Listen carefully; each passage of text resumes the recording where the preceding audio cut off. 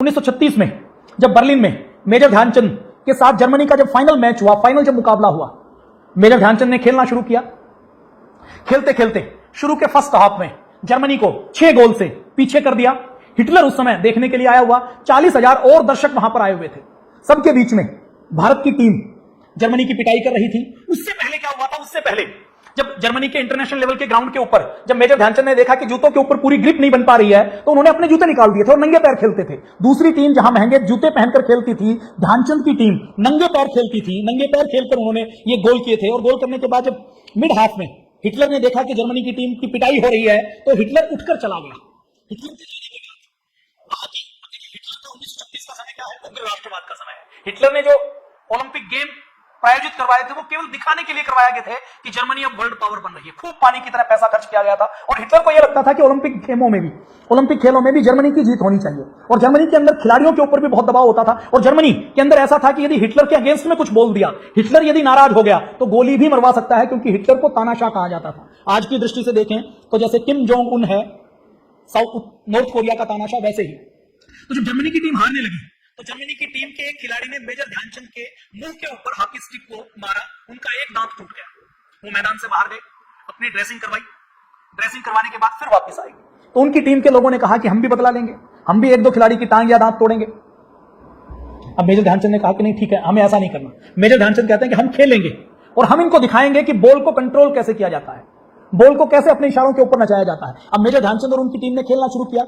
अब खेलते खेलते 10-12 बार ऐसा हुआ कि मेजर ध्यानचंद की टीम बॉल को गोल पोस्ट के पास लेकर जाती है और गोल पोस्ट के बिल्कुल सामने लाकर गोल पोस्ट के ऊपर बॉल को ऐसे शो करती कि वो गोल पोस्ट के ऊपर मारने वाले हैं और उसको वापस ले आती।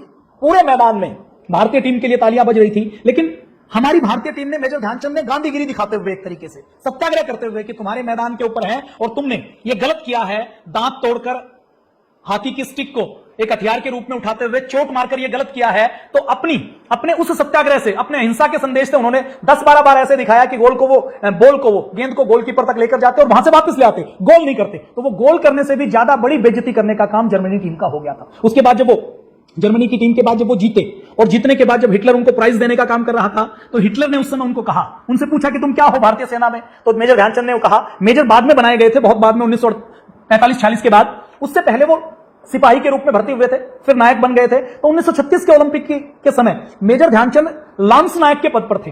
तो जब उन्होंने बताया कि मैं भारतीय सेना में लांस नायक हूं, तो उस समय हिटलर ने कहा कि तुम जर्मनी की ओर से खेलो, जर्मनी की टीम में शामिल हो जाओ, सेना के अंदर मैं तुम्हें मार्शल बना दूंगा, मतलब मेजर से भी बड़ा पद मैं तुम्हें दे दूंगा और तुम्हारे लिए रुपए पैसे से लेकर किसी भी चीज की कोई कमी नहीं होगी।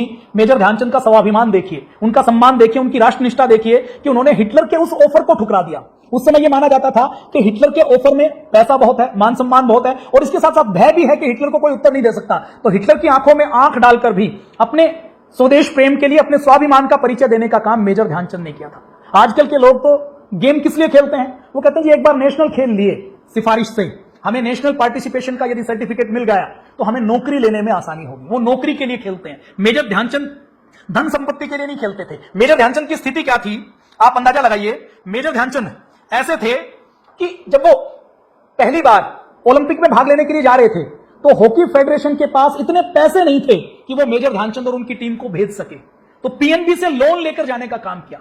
ओलंपिक में खेलने के लिए जाना है तो पैसे नहीं है, तो पैसे कलेक्ट करने के लिए एंट्री फीस लगाकर लोगों से डोनेशन मांगते हैं और मैच खेलते हैं देश में अलग अलग हिस्सों में। जब विदेश में गए, जब जर्मनी में पहुंच रहे थे बर्लिन के ओलंपिक में, तो वो जब गए तो जब उनको एक जगह ट्रेन से जाना था यूरोप में एक स्थान से दूसरे स्थान पर, तो ट्रेन में पेंट्री कार थी, उनके पास खाने के लिए पैसे नहीं थे।